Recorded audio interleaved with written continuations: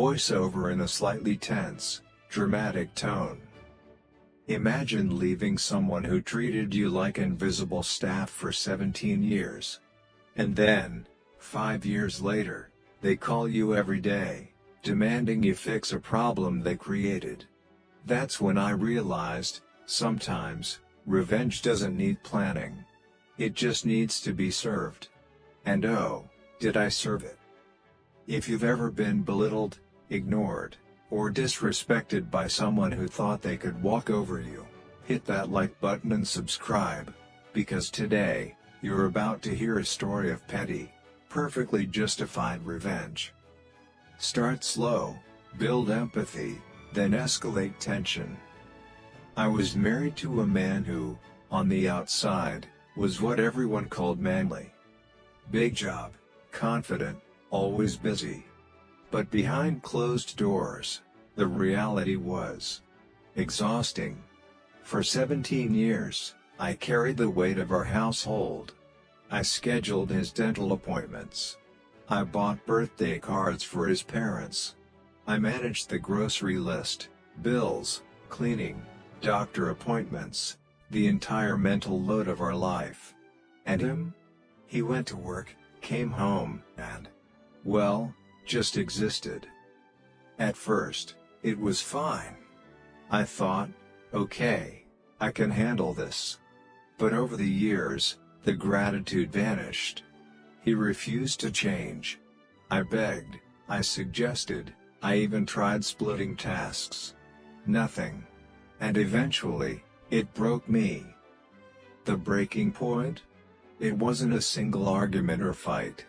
It was the realization that someone I had dedicated my time, energy, and emotional labor to didn't even recognize the work I was doing. And I walked away. I left. And I thought that was it, 5 years of silence, a clean break, a fresh start. Then one day, out of nowhere, my phone starts buzzing. It's him.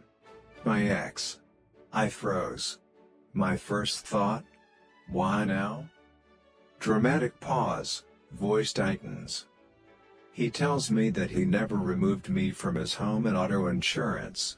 And now, it's an emergency. You have to fix this, he says. Right away. After 5 years, suddenly I'm the villain? Suddenly, the invisible work I did is my problem? He called me every single day for a week.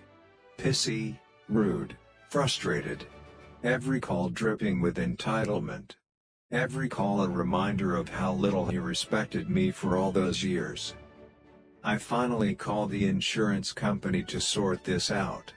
I explained the situation, expecting bureaucracy, confusion. Maybe a small inconvenience for him. The agent listens, types a few notes, and then laughs softly. Nope, she says. We never got any request from him. He never called. And, by the way, moving him from married to single? That's going to raise his rate considerably. I couldn't help it, I laughed.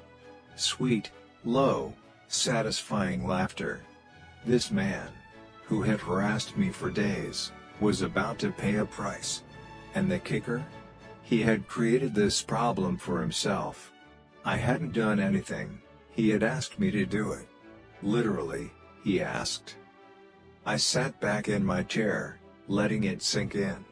After 17 years of invisible labor, after 5 years of peace, here he was, screaming entitlement, and the universe was handing me a gift. I could feel my heart rate slow. My hands unclench. My jaw relax.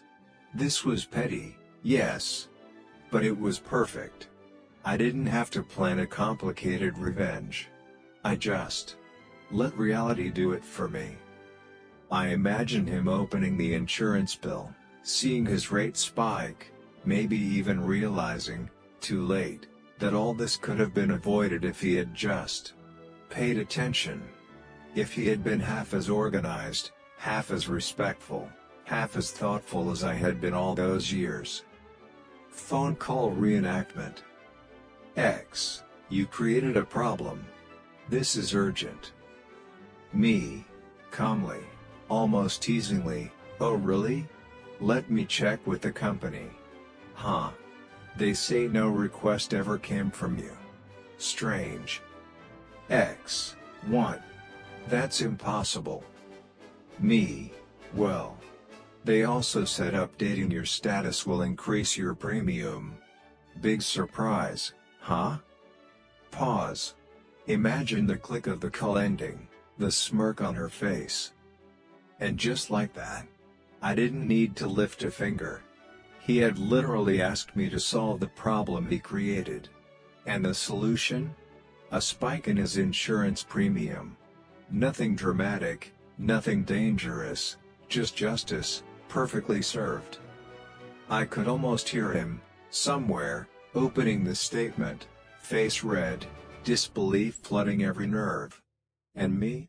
I got to sit back, sip my coffee, and smile. Not because I caused pain, but because fairness had finally caught up with him. For 5 years, I had no reason to think about him. But now? Oh, now he knew what it felt like to be on the receiving end of consequences, simple, deserved, inevitable consequences. The lesson? Revenge doesn't always need a plan. Sometimes it's as simple as letting someone's own actions catch up with them. Justice doesn't need drama.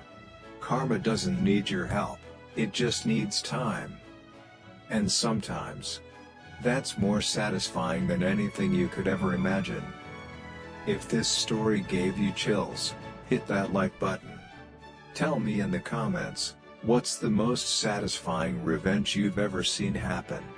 And of course, subscribe for more emotionally charged stories where karma finally gets its due.